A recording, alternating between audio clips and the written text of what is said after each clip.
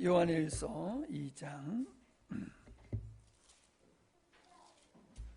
28절 한 절입니다.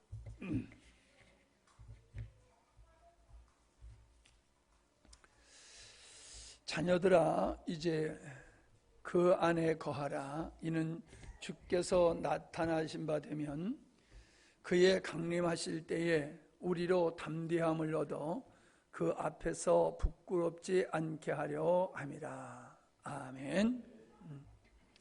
시간에는 적그리스도에 대한 배교와 적그리스도에 대한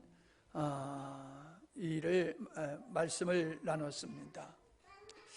이것은 오늘 다루게 되어지는 예수님의 나타나심, 예수님의 재림과 반드시 연관이 있다라고 하는 것입니다.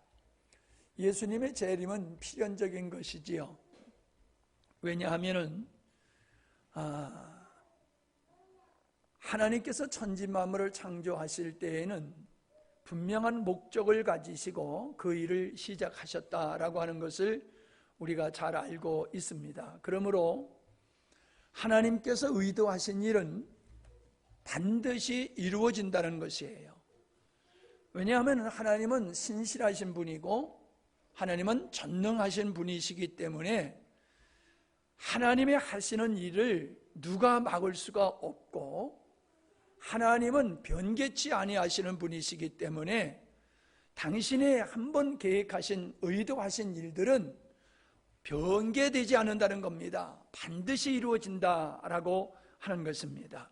그렇기 때문에 그 일의 시작을 이루신 분은 반드시 당신의 뜻을 완성하시고 그 완성하신 때가 바로 예수님의 재림 때다. 그리고 적그리스도를 이 세상에 탄생케 하고 하나님을 대적하고 역사했던 마귀와 그를 쫓았던 세상 나라를 심판하신 때가 세상 끝이다 라고 하는 겁니다.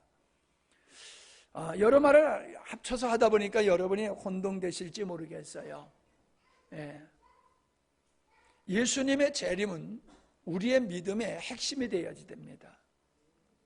그러나 우리가 예수님의 여러 부분을 믿으면서도 예수님의 재림을 믿지 못한다라고 혹하면은 그 믿음은 온전한 믿음이 아닙니다.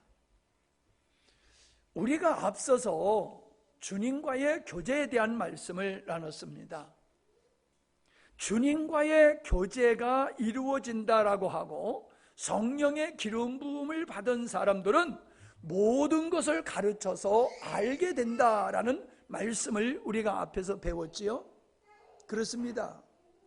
우리는 주님이 이루신 일을 알 뿐만 아니라 주님께서 다시 오실 것이라고 하는 것도 성령의 기름 부으심 속에서 우리는 알게 되고 믿게 되는 줄로 믿습니다.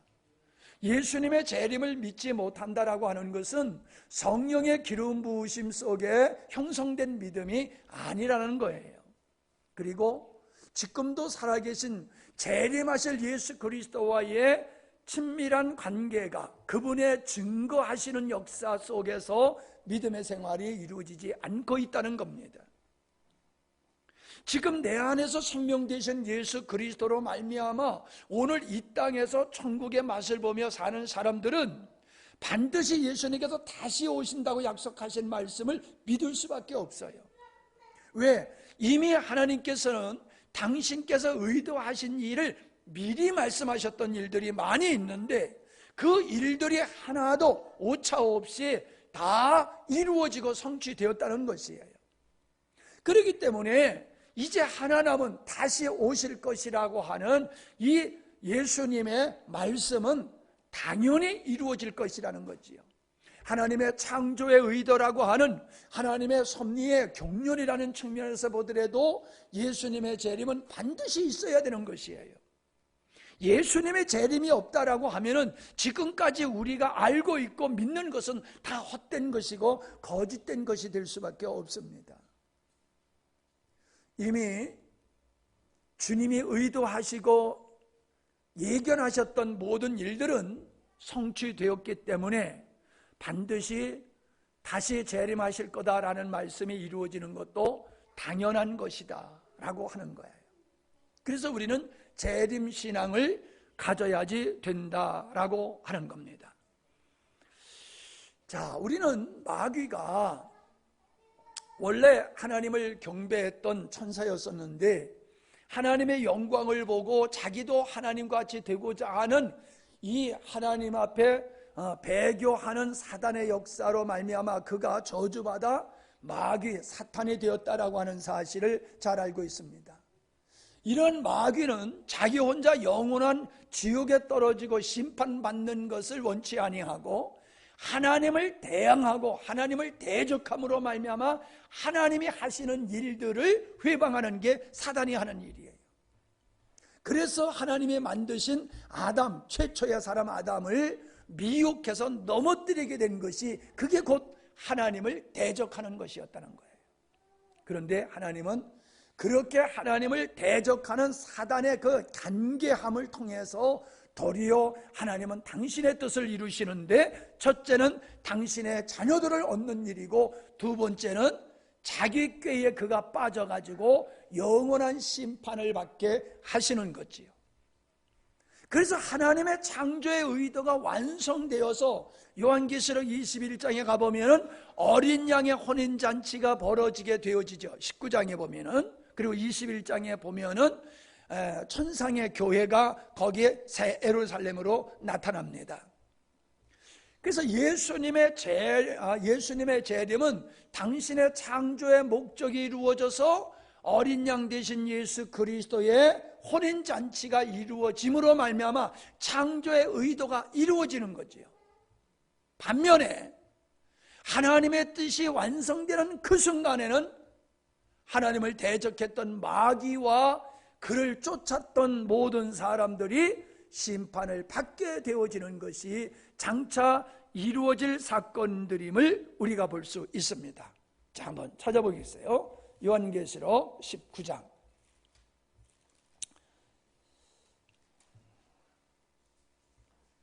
요한계시록 19장 7절. 우리가 즐거워하고 크게 기뻐하여 그에게 영광을 돌리세. 어린 양의 혼인 기약이 이르렀고 그 아내가 예배되었으니 그에게 허락하사 빛나고 깨끗한 세마포를 입게 하신즉 이 세마포는 성도들의 옳은 행실이로다 하더라. 천사가 내게 말하기를 기록하라. 어린 양의 혼인잔치에 청함을 입은 자들이 복이 있도다 하고 또 내게 말하되 이것은 하나님의 참된 말씀이라 하기로.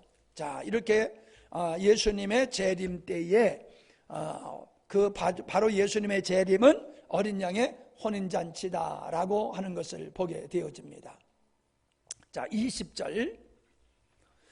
그 앞절을 더 많이 읽었으면 좋겠습니다만은, 자, 19절부터 보겠어요. 이건 심판에 대한 거예요. 앞에는 어린 양의 혼인잔치가 있죠. 뒤에는 심판에 대한 얘기가 나와요.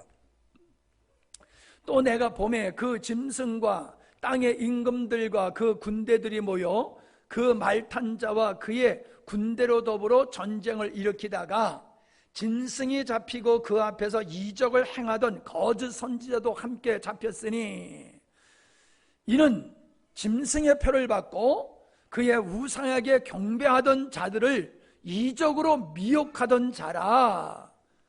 이 둘이 산채로 유황불붙는 못에 던지우더라 라고 말씀하고 있어요. 보세요. 여기 보면 거짓 선지자가 나오죠. 이 적그리스도라는 거예요. 자, 짐승의 표를 받고 그 우상하게 경배하던 자, 그게 13장에 나오는 666 짐승표를 받은 자를 말하는 거지요. 이적으로 미혹하던 자라. 이적에 빠져가지고 미혹되던 자, 데살로니가 후서 2장에 나오는 사람들이지요. 그러니까 예수님의 혼인잔치가 이루어질 때에 심판이 따르게 되어지는데 그 심판은 이 세상에 창조되기 전에 하나님의 보좌에서 있었던 하나님을 배교하고 대적했던 사탄의 심판과 그를 쫓아서 세상 나라를 이루는 마귀를 임금으로 삼고 살아가는, 그리고 자기를 왕으로 자기 만족과 자기 기쁨과 자기의 행복을 추구하면서 살아갔던 그 사람들, 세상 나라의 사람들이 바로 세상 나라의 임금인 마귀와 적그리스도와 거짓 선지자들과 함께 영원한 불못불에 처해지는 심판이 있다라고 말씀하고 있습니다. 하나님은 공의로우신 하나님이죠. 그렇기 때문에 믿음을 가진 자는 구원하시고 끝까지 믿음을 갖지 아니하고 하나님을 대적한 자들은 심판하시는 게 공의의 하나님이라는 거지요. 공의의 하나님. 예. 우리는 있을 수도 있고 없을 수도 있을 것이라고 생각해서는 안 됩니다. 예수님의 재림은 너무나도 분명하게 이루어질 것을 우리에게 말씀해 주고 있습니다. 자, 21장. 요한계시록 21장. 자, 1절부터 2절 시작.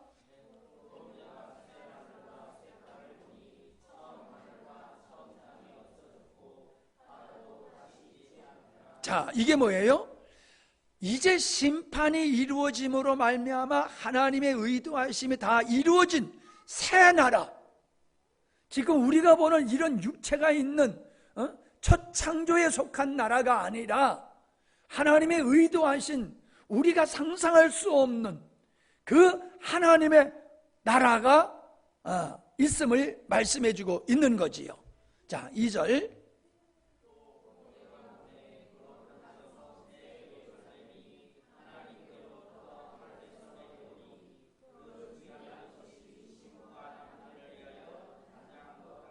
자, 여기 보니까 어때요? 앞에 나온 어린 양의 혼인잔치를 새로운 면으로 설명하고 있지요. 거룩한 성 예루살렘에 오는데 그걸 보니까는 성이 아니에요. 성을 비유로 한 것이고 그 성은 어린 양의 신부, 교회라. 그 교회가 구원받은 하나님의 백성들, 이 교회가 새 하늘과 새 땅에서의 어린 양이신 예수 그리스도의 신부로서 등장하게 되어지는 것을 여기서 볼 수 있습니다. 4절 보세요. 모든 눈물을 그 눈에서 씻기심에. 누가 흘리는 눈물이에요? 신부들, 어린 양의 신부들이 흰옷을 입느라고 얼마나 많은 고통과 어려움을 겪었습니까? 에? 흰옷을 입은 것, 그건 나중에 얘기하겠죠. 그냥 해야 되겠네. 자,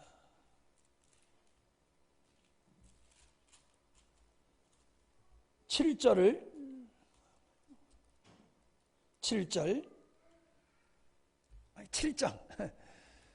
요한계시록 7장. 이 흰옷 입은 자들 여기 나오죠. 근데 이 흰옷 자무가 어떤 자냐라고 하는 게 나오지요. 13절. 장로 중에 하나가 응답하여 내게 이르되 이 흰옷 입은 자들이 누구며 또 어디서 왔느냐. 내가 가로되 내 주여 당신이 알리이다 하니 그가 나더러 이르되 이는 큰 환난에서 나오는 자들인데. 큰 환난에서 어린 양의 피로 그 옷을 씻어 희게 하였다. 그러므로 그들이 하나님의 보좌 앞에 있고 또 그의 성전에서 밤낮 하나님을 섬김에 보좌에 앉으신 이가 그들 위에 장막을 치시더라.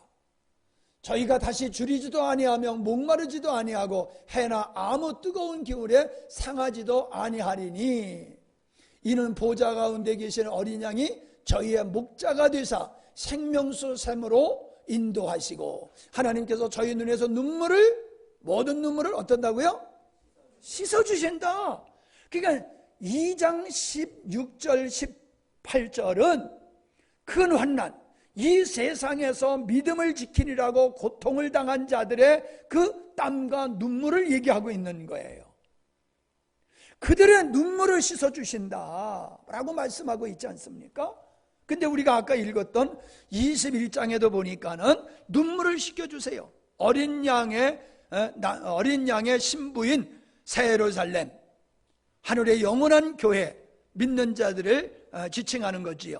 그들의 눈물을 씻기심에 애통하는 것이나 곡하는 것이나 아픈 것이나 이런 처음 창조로 말미암아 빚어졌던 모든 것은 다 씻기시고 없어진다라고 말씀을 하고 계심을 보게 됩니다.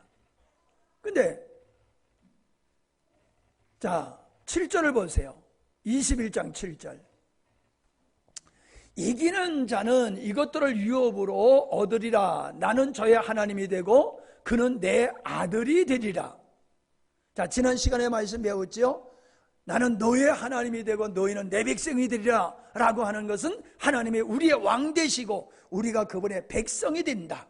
그래서 백성, 아들, 신부 이건 같은 것인데 성부 하나님에게는 아들로 표현하고 성자 예수님에게는 신부로 표현하고 성령 하나님에 대해서는 하나님의 나라의 백성들로 표현하고 있다. 그들이 누구냐? 이기는 자다.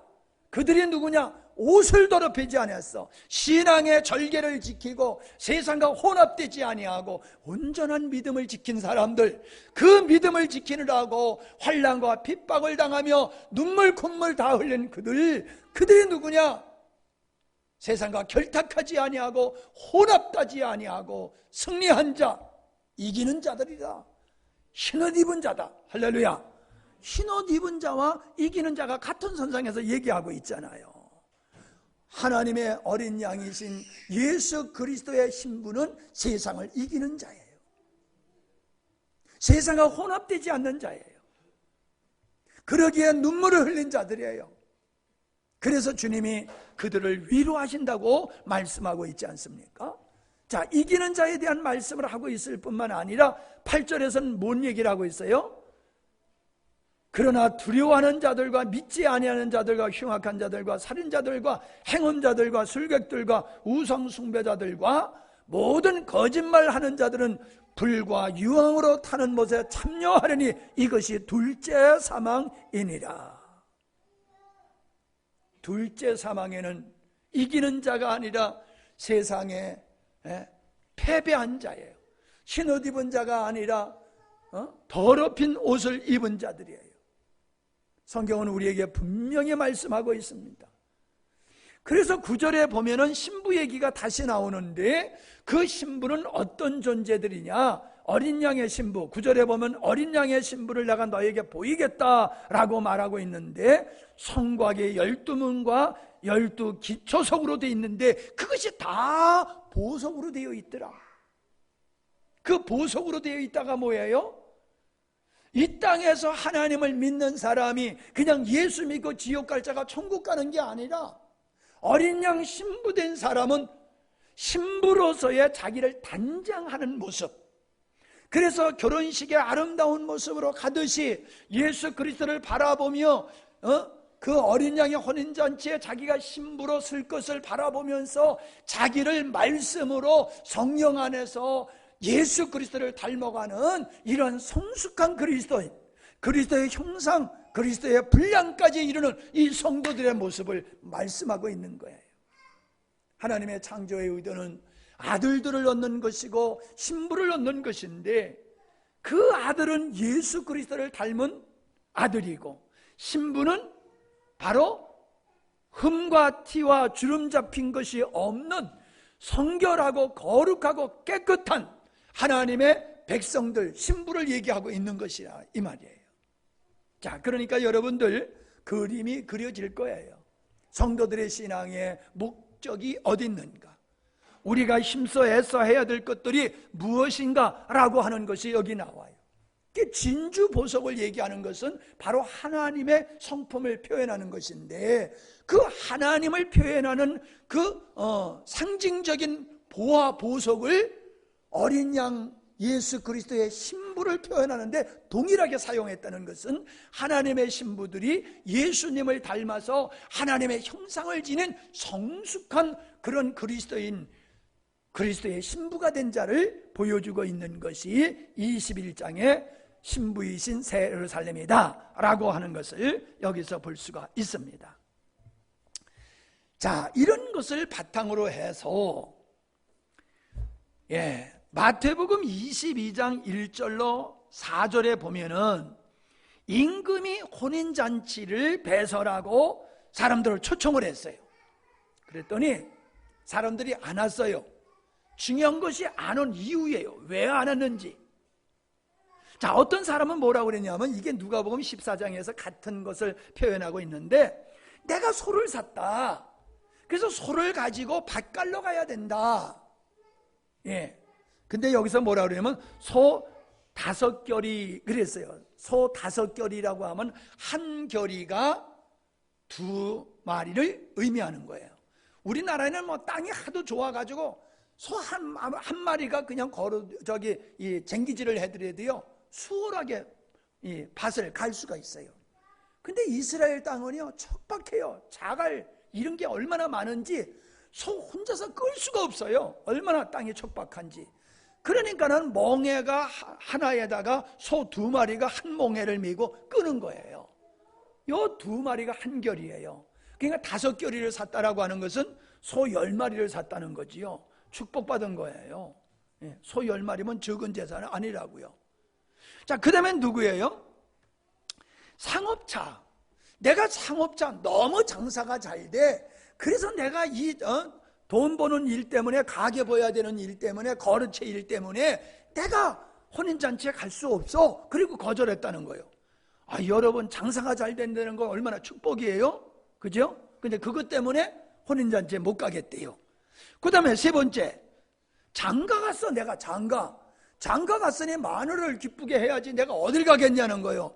아, 이것도 복이잖아요. 장가 간다는 게 얼마나 큰 복입니까? 결혼한다는 거. 예. 근데요, 보세요. 이렇게 하나님의 축복을 받은 것 때문에 어린 양 혼인잔치에 안 간다는 거예요. 그림이 그려지세요? 요거를 더 설명을 하기 위해서는 누가복음 17장에 예수님 마지막 때가 어떤 일이 벌어질 겁니까? 라고 물었더니 소돔 노아의 때와 똑같을 것이다. 소돔 때와 똑같을 것이다. 먹고 마시고 시집가고 장가가고 사고 팔고 짓고 그런 일에 사람들이 온전히 다 빠져 있을 거다. 그런 말씀을 하셨잖아요. 그러니까 예수님의 이런 비유의 임금의 혼인잔치의 말씀과 같이 하나님이 주신 축복이 도리어 그것에 빠져가지고 혼인잔치, 우리 주님이 목적하신 그 혼인잔치를 거절하게 되는 이러한 형국에 이르러서는 안 된다라고 하는 것을 보여주고 있는 겁니다.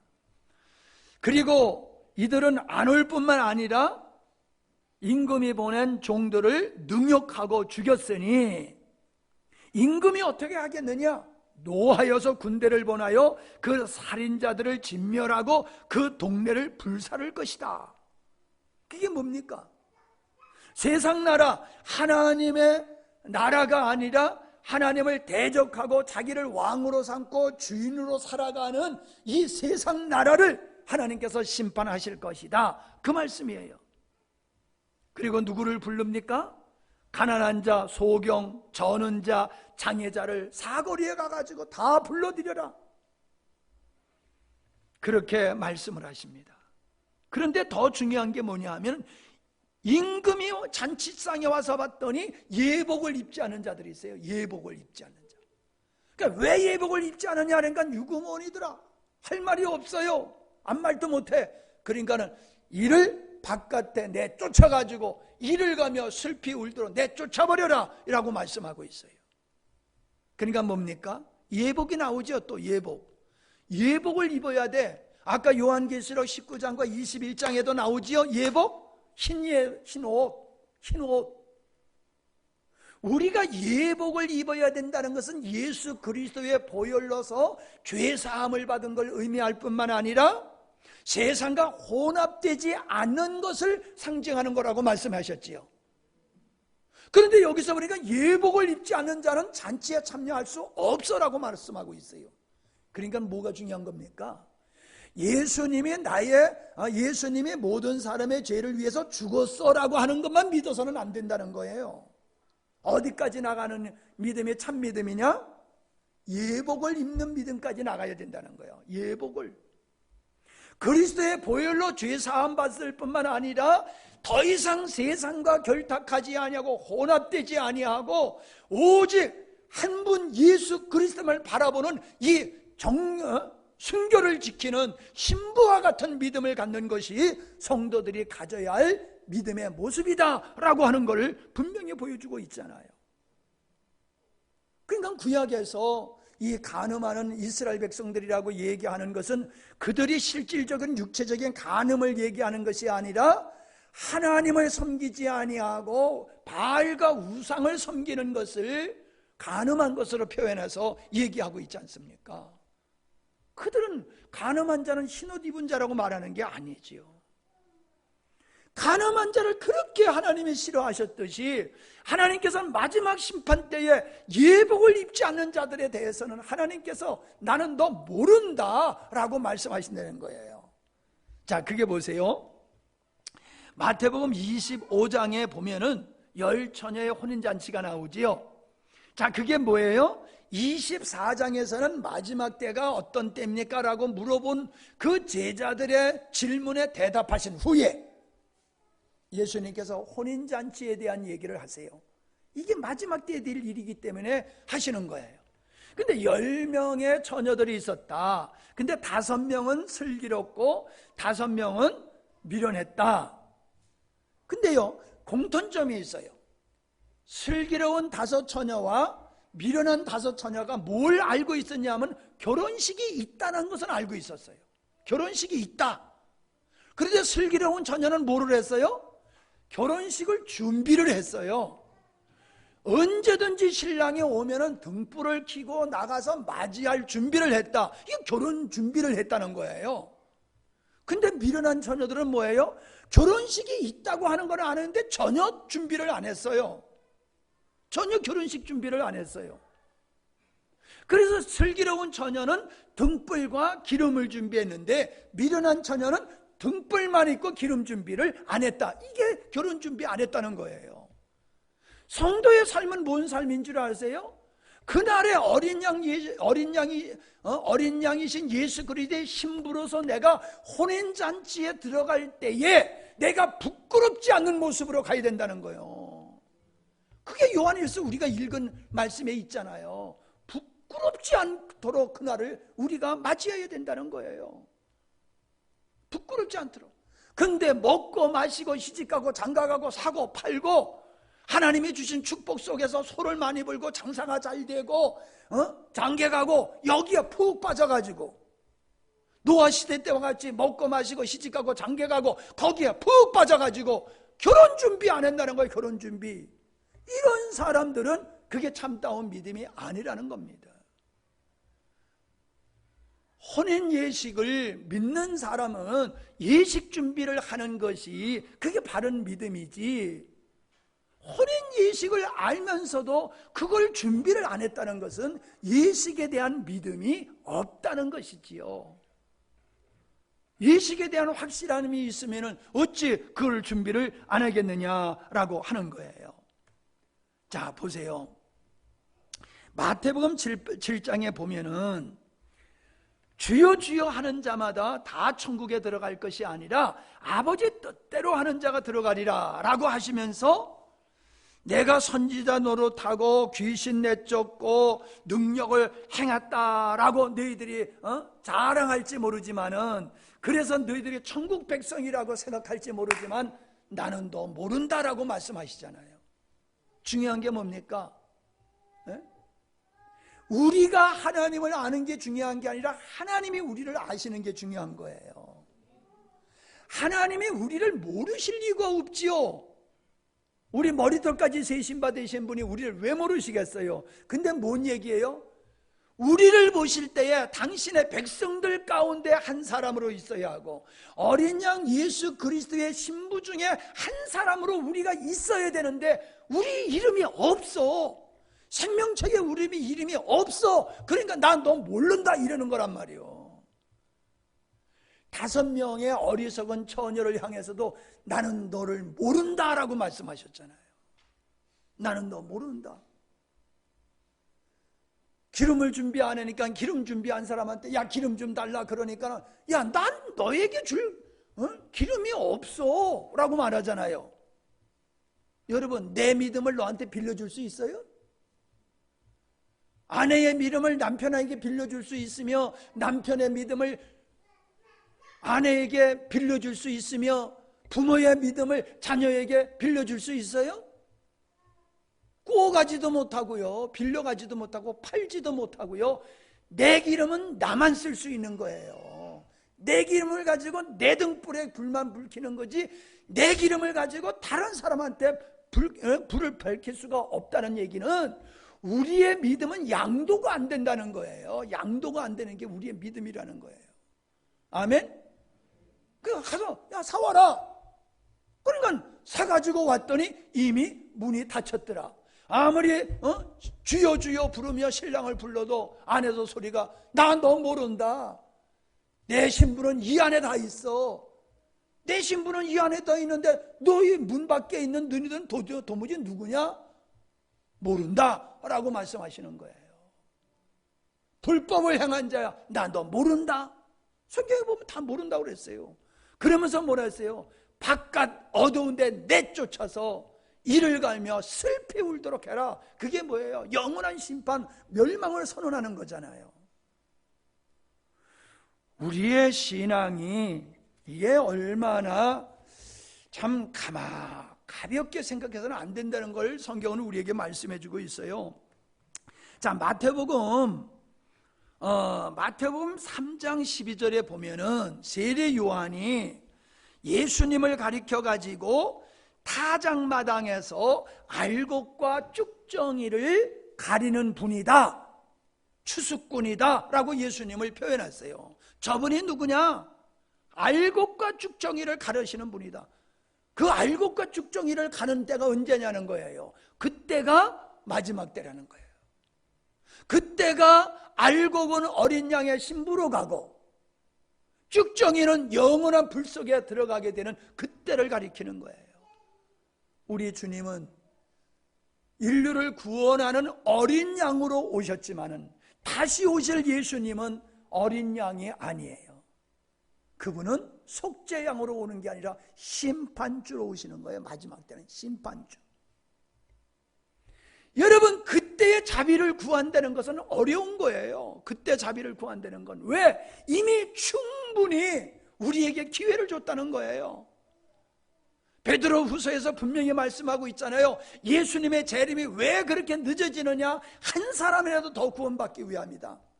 그러니까 주님은 어떻게든지 우리들이 구원받을 수 있도록 그렇게 배려를 함에도 불구하고 주신 기회는 먹고 마시고 쓰고 팔고 장겨가고 여기에 다 허비하고 주님 오실 날 준비 안 했다가 그때 왔을 때에 그때 준비한다? 그때 자비를 구한다? 그런 일 없을 거다. 그런 일 없을 거다. 성경에서는 단호하게 말씀하고 있어요. 단호하게 말씀하고 있어요. 알곡이란 참신앙을 갖는 표현하는 것이고 그 쭉정이라고 하는 것은 마태복음 13장에 보니까는 마귀가 와서 가라지를 뿌린다고 그랬어요. 천사들이 와가지고 알곡을 뿌린 뒤에 밤에 몰래 사탄이 와가지고 가라지를 뿌려가지고 교회 안에 알곡도 있고 가라지도 있다. 제자들이 그 가라지 뽑아버릴까요? 했더니 내버려 두어라. 그거 뽑다가 알곡까지 다칠라. 그래서 교회 안에는요 알곡만 있는 게 아니라 가라지들도 있어요. 가라지들. 모습은 성도야. 말도 성도답게 하고 예배 드릴 때도 보면 감동이 있고 감격이 있고 선지자 노릇하고 능력 행하고 귀신 내쫓고 아무리 봐도 그가 하는 일은 알곡이야. 근데 주님이 보셨을 때는 저 알곡 아니야 라고 말씀하고 있다는 거예요. 왜 알곡 아니냐고 그래요? 어린 양의 혼인잔치를 바라보고 산 게 아니에요. 예수님을 자기 자신의 수단과 목적으로 자기 목적을 이루기 위해서 수단으로 사용했을 뿐이지 그분이 나의 신랑 되시고 그분이 나의 인생의 목적이 되시고 내가 영원히 그분을 기뻐하며 즐거워하며 찬양할 뿐으로 믿었긴 게 아니라는 거예요. 은사? 여러분 우리에게 각자에게 여러 가지 은사가 있고 특별한 은사가 있어요. 사모님과 같은 특별한 은사가 있어요. 그러나 은사는 곧 믿음으로 생각하면 안 돼요.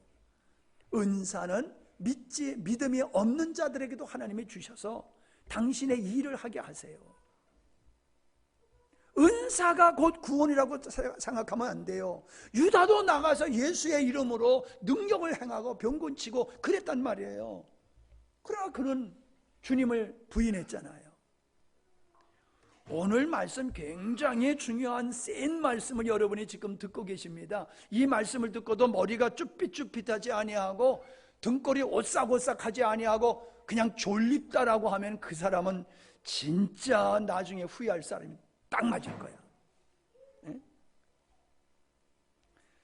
쭉정이는요, 지 모습이 알곡하고 비슷하니까 지가 알곡인 줄 착각하고 있어요. 완전히 다르면 알 텐데, 까마귀하고 백로하고 갖다 놓으면 까마귀가 분명히 나는 왜 이렇게 까맣지? 하고 금방 알 텐데 똑같이 생겼어요. 왜? 양의 탈을 썼으니까 쥐가 지 겉모습만 보고는 쥐가 양인 줄 아는 거예요. 내가 목회하면서 많은 사람들을 만나보면 그게 느껴져요. 참 신앙도 없으면서 자기가 대단한 신앙을 가진 줄로 착각해요. 신앙의 경륜 가지고 자기가 대단한 줄 알아요. 두 번째 뭔 줄 알아세요? 직분이야, 직분. 목사가 되면은 자기 신앙이 항상 옳은 줄 알아. 장로가 되면은 자기 신앙이 옳은 줄 알아. 권사가 되면 자기 신앙이 항상 옳은 줄 알아. 그리고 안 들어 귀를 딱 닫아버리고 보지도 아니하고 자기가 의로운 줄로 착각하고 자기가 알곡인 줄로 착각해요. 알곡으로 안 보여. 왜? 말씀을 안 들어. 하나님께 속한 자는 하나님의 말씀을 듣는다고 그랬고 하나님의 자녀가 아닌 사람은 그래서 말씀을 안 듣는다고 그랬거든요. 얘기할 때는 그렇게 잘하다가 말씀 얘기만 하면 가버리는 거야. 난 그 사람 아무래도 안 믿어져. 저 사람은 아무래도 내가 봤을 때 알곡 같지 않다. 알곡 같다는 가라질 뿐이다. 하늘나라에 소망이 없어요. 혼인잔치에 소망이 없어요. 마지막 날이 있다는 걸 믿지를 않아요. 오직 오늘 잘 먹고 잘 살고 행복하고 내가 즐기는 인생만 살면은 그게 된다라고 생각하고 예수 믿으니까 천당은 따는 거니까 언제든지 죽으면 천국 갈 테니까는 그 걱정은 안 하면서 마음껏 세상을 즐기는 이러한 괴물들이 교회 안에 많다는 거예요. 그런 그리스도인은 없어요. 그런 그리스도인은 없어요. 자, 그러므로 결론적으로 여러분에게 말씀을 드립니다. 우리는 어떻게 해야 됩니까? 그러면 우리 아까 읽은 요한 1서에 뭐라고 그랬어요?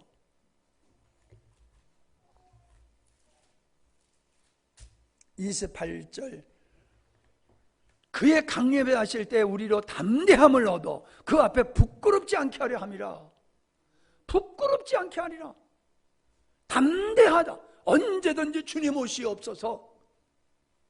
손양원 목사님이 불렀던 찬송이 있잖아요. 낮에나 밤에나 눈물 머금고 내 주님 오시기를 고대합니다. 먼 하늘 이상한 구름만 떠도 행여나 우리 주님 오시는가 깜짝 놀란다는 거예요. 이게 깨어있는 성도, 그 나라를 바라보며 소망하는 성도란 말이지요. 그러나 심판받는 사람들은 주님이 오실 때에 바위와 나를 가르라, 산아 나를 덮어서 하나님의 진노로부터 나를 가리워달라고 그런단 말이에요. 믿음의 사람은 이상한 구름이 뜨면은 야 이거 주님 오시는 거 아니야 그러는데, 믿음 없는 사람은 야 이거 주님 오면 우리 죽는데, 이런 반응을 하게 된다는 거지요. 그래서 마지막 시대에 마태복음 24장에 주님이 이러셨어요. 24장 마태복음 24장 42절 그러므로 깨어있으라. 어느 날에 너희 주가 임할는지 너희가 알지 못함이니라. 너희도 아는 바니 만일 집주인의 도둑이 어느 시점에 올 줄을 알았다면 깨어있어 그 집을 뚫지 못하게 하였으리라. 이러므로 너희도 준비하고 있으라. 생각지 않은 때에 인자가 오니라. 언제 온다고요? 생각지도 않을 때에. 야, 오늘 21세기 이런 시대에 주님이 오신다? 그걸 믿어? 그런 사람들을 가리켜서 하는 거예요. 야, 이런 시대에 무슨 홍수 심판이야. 비도 경험하지 못한 사람한테 홍수라고 하는 것은 이해가 안 되는 거예요. 여러분, 이 시대에 우리 주님이 하늘에서 구름 타고 오신다? 이성으로 그게 믿어집니까? 그러니까 먹고 마시고 시집가고 사고 팔고 즐기는 데 삶에 초점을 맞추고 그 일에 전념하는 거예요. 예수 믿는 사람들까지. 분명히 말씀하고 있어요. 준비하고 있으라. 생각지 않는 때에 인자가 오리라. 생각지 않는 때에. 여러분, 생각지 않는 때에 오신다고 그랬어요. 생각지 않는 때. 그러니까 도둑이 오는 것과 같이 갑자기 생각지 않을 때에 온다. 주님이 도둑과 같이 그런 모습으로 오신다는 거예요. 응? 자, 45절에 뭐랬어요? 충성되고 지혜 있는 종이 되어라. 그분이 오실 때에 부끄러움을 당하지 아니하려고 하면은 주인이 올 때에, 신랑이 올 때에 부끄러움을 당하지 않는 자와 같이 충성되고 지혜로운 삶을 살면서 그날을 준비하라. 그렇게 말씀하고 있고요. 마태복음 25장 13절에 그런즉 깨어있으라. 너희는 그날과 그때를 알지 못하니라. 베드로후서 3장에는 뭐라고 말씀하고 있습니까? 8절을 보세요. 베드로후서 3장 8절. 사랑하는 자들아, 주께는 하루가 1000년 같고 1000년이 하루 같다는 이 한 가지를 잊지 말라. 주의 약속은 어떤 이들이 더디다고 생각하는 것 같이 더딘 것이 아니라 오직 주께서는 너희를 대하여 오래 참으사 아무도 멸망치 아니하고 다 회개하기에 이르기를 원하시느니라. 다 회개하기에 이르기를 원하시느니라. 왜? 구원받도록. 10절. 그러나 주의 날에 도적같이 오리니 그날에는 하늘이 큰 소리로 떠나가고 물질이 뜨거운 불에 풀어지고 땅과 그 중에 있는 모든 일이 드러나리라. 이 모든 것이 이렇게 이루어지리니 너희가 어떤 사람이 되어야 마땅하냐? 따라합시다. 너희가 어떤 사람이 되어야 마땅하냐? 거룩한 행실과 경건함으로 하나님의 날에 임하기를 바라보고 간절히 사모하라. 이게 성도가 가져야 할 자세라는 거예요. 이게 성도가 가져야 할 자세예요. 언제 아파트 사가지고 들어갈까? 언제 더 넓은 아파트로 갈까? 언제 더 좋은 자동차를 좀 사고 살까? 언제 내가 좀 진급을 해가지고 영광을 누릴까? 그런데 마음 뺏기지 말라라고 말씀하고 있어요. 우리가 삼아야 될 것은 세상에서 집 짓고 사는 게 아니고 먹고 살고 누리며 사는 게 아니다. 성도들이 사모해야 되고 그리워하고 목말라 할 것은 바로 그날이다. 할렐루야. 그러면 사람들 그래요. 그러면 내 살아생전에 우리 주님 오셔야지요. 나 죽은 다음에 주님 오시면 주님 재림은 기다리는 게 무슨 소용이 있어요. 그렇게 생각하는 사람들은 정말로 한 수밖에 모르는 사람들이에요. 여러분, 우리가 이 땅에 주님이 부르는 순간이 바로 우리 주님의 재림의 날과 같은 겁니다. 우리 재림하실 때에는 그렇게 그날을 사모하며 깨어있으면서 살던 사람이 부활해서 주님 재림하실 때 함께 이 땅에 오신다고 그랬잖아요. 그러니까 살아생전에 주님을 맞이할 사람도 있고 죽어서 예수님을 맞이하고 죽은 후에 부활하여서 예수님의 재림에 참여하는 사람도 있을 것이에요. 그러니까 우리가 죽는 날이 재림 날이고 살아있을 때 주님 오시면 그날이 또 재림이고 우리는 깨어 있어야 될 줄 믿습니다. 여러분 스스로를 생각해 보세요. 예? 여러분 스스로를 생각해 보세요. 내가 정말로 이 나라를 바라보면서 그날을 바라보면서 오늘 내가 깨어있는 모습으로 살아가고 있는가? 거룩한 행실과 경건함으로 단장하고 이기는 삶을 살다가 우리 신랑 되신 주님 오실 때 기쁨으로 영접할 수 있는 그런 삶을 하루하루 내가 살고 있는가? 아니면 세상 것에 취하여서 먹고 마시고 시집가고 장가가고, 야 오늘 소 10마리 샜다, 야 오늘 매출 올랐다, 야 드디어 장가 갔다, 그런 세상 것에 빠져가지고 주님 까마득하게 잊어버리다가 주님 오신다는 얘기에 미련한 다섯 처녀와 같이 그렇게 부끄러운 일을 당하지 말라라고 성경은 우리에게, 요한은 우리에게 그걸 말씀해 주고 있는 거예요. 이미 너희들이 알고 있는 걸 내가 다시 말하는 것은 경각심을 불러일으키고 잠든 자를 깨우고 열심을 품어 믿음의 생활을 하라고 사도 요한은 이미 너희에게 말했던 것을 내가 다시 너희에게 말하고 있다고 얘기하고 있어요. 근데 이상한 사람들은 또 그 얘기 하시네. 저에게 언제 한 건데 또 하시네. 아니 설교는 뭐 맨날 새 얘기만 하는 게 설교입니까? 자기만 놓고 설교하는 겁니까? 자기는 두세 번일지 모르지만 다른 사람은 첫 번 듣는 사람도 있단 말이에요. 아이고 나가 뭐 들은 말씀이지만 오늘은 이 말씀을 들어야 될 어떤 사람이 있는가 보다. 그래야지. 목사님 한 얘기 또 하고 한 얘기 또 하고, 아이고 한 얘기 그렇게 많은 들은 얘기를 깨닫기나 했는지는 모르겠어. 그렇게 많은 들은 얘기를 믿음으로 순종하고 있는지는 모르겠어. 깨닫지도 못하고 순종지도 못하고 귀로 들은 것만 가지고 내가 된 줄로 착각하는 사람이 가라지고 쭉정이란 말이에요. 우리 모두가 주님 오실 날을 준비하는 여러분 되시기를 바랍니다. 비록 이 날을 준비하는 사람은 소수예요. 소수니까 틀린가 보다 이렇게 생각하면 안 돼요. 세상에 거짓된 곳에는 사람들이 더 많이 몰려요. 진실이 된 곳에는 사람이 덜 모여요. 그러기에 여러분, 우리의 숫자가 적다고 여러분 기죽지 마세요. 도리어 우리가 이 귀한 소수에 내가 소속됐다고 하는 것을 감사히 여기면서 여러분 열심히 살되 마음은 뺏기지 마시기 바랍니다. 예. 세상 것에 빠져있는 여러분, 텔레비 좋아하시는 분은 깨어나셔야 돼요. 텔레비 보는 거, 텔레비가 주님보다 더 좋아. 여러분, 주님보다 더 좋은 것, 그것 때문에 주님을 잊어버리게 하는 것들은요, 다 사단이 우리를 미혹해서 넘어뜨리려고 나한테 독소를 놓은 거예요. 우리가 좋아하는 미끼를 던져버려가지고 그거한테 푹 빠져가지고, 아니 텔레비 보는 게 뭐가 죄야? 죄는 아니지만 텔레비 보다가 주님을 잊어버린다니까요. 세상 즐기다가 주님 늦어.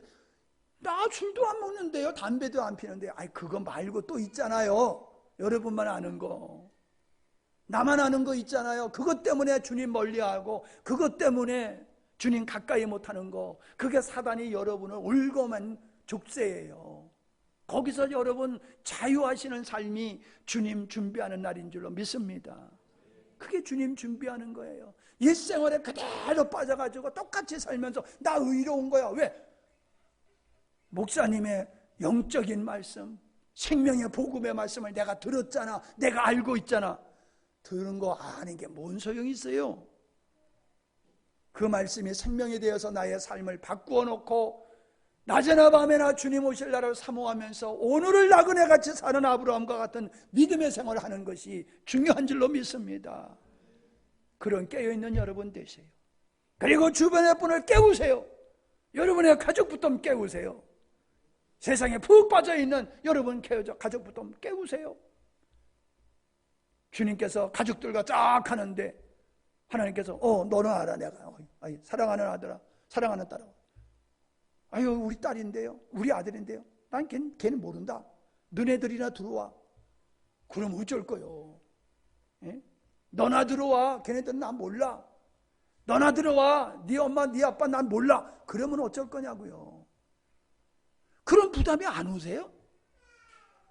그 나라를 바라보면서, 그 심판 날을 바라보면서 그런 두려움이 없으세요? 인생을 포기한 사람은요, 시험날이 다가와도 공부 안 해. 그죠? 학생들, 인생을 포기한 애들은 시험날이 와도 안 해. 까짓 거 뭐 100점 맞아도 그만, 빵점 맞아도 상관없어. 그냥 노는 게 목적이야. 믿음의 생활을 그렇게 해. 그냥 말로는 예수님 재림 막 떠들지만은 전혀 내 삶은 예수님의 재림과 상관없이 그냥 오늘 먹고 오늘 마시고 오늘 즐기는 게 내 인생의 전부야. 그걸 좀 더 해달라고 하나님 앞에 맨날 기도해. 그건 믿음의 생활이 아니에요. 바른 믿음의 생활이 아니에요. 주님이 원하는 믿음의 생활 아니고 어린 양 신부의 모습이 아니에요. 우리는 깨어있는 믿음을 갖기를 바랍니다.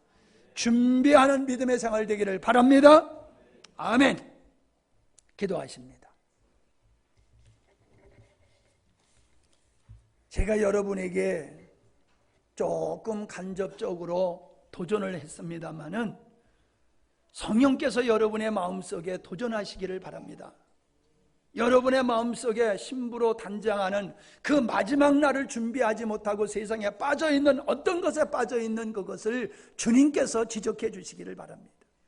나도 이게 아무것도 아닌 줄 알았지만은 이게 얼마나 내가 어린 양의 신부로 준비하는 데 있어서 장애물인가를 나가 지금까지 몰랐지만 성령께서 그걸 깨닫게 해주시기를 바랍니다. 기름 부으심의 역사가 우리의 잘못된 것, 우리의 연약한 부분들, 숨겨져 있는 부분들 다 폭로하고 세상에 들추어내서 그것을부터 떠나 오직 주님을 사모하고 그리워하며 목말로 하며 사는 우리 모두가 될 수 있도록 성령께서 역사하시기를 사모하세요. 제가 여러분 그거 다 할 수 없어요. 제가 그거 하면 다 도망가요. 여러분 나 여러분 도망갈까 봐 못해. 주님이 여러분을 깨우쳐 주시기를 바랍니다. 오늘이 기회예요. 내일로 미루지 마세요. 아버지 요한이 적그리스도에 대한 이야기를 말씀하시면서 주님의 재림에 대한 말씀을 이어서 하신 이유를 알겠습니다. 그날이 마귀를 심판하는 날이요 그날이 우리가 영광에 들어가는 날임을 우리에게 말씀해 주시면서 그러기에 오늘을 어떻게 하나님의 자녀요 그리스도의 신부가 어떻게 살아야 될 것인가를 말씀해 주심을 감사합니다. 깨어있게 하시옵소서. 준비케 하여 주시옵소서. 두려워하지 않게 하시고 부끄럽지 않을 모습으로 그날의 주님 나라를 사모하며 기다리는 저희들이 되게 하여 주시옵소서. 예수님의 이름으로 기도하옵나이다. 아멘.